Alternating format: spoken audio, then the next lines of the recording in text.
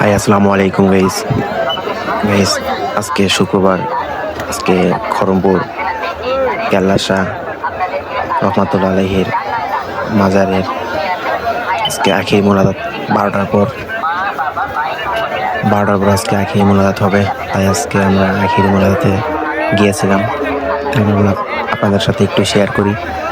Guys এত পরিমাণে মানুষ, হাজার হাজার লোকের সমাগম, লাখো লাখো মানুষের সমাগম এই খড়মপুর। এই মাজারটি হচ্ছে আখাউড়াই,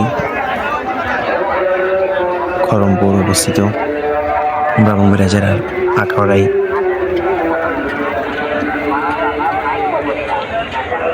গাইস এত পরিমাণ মানুষ গাইস।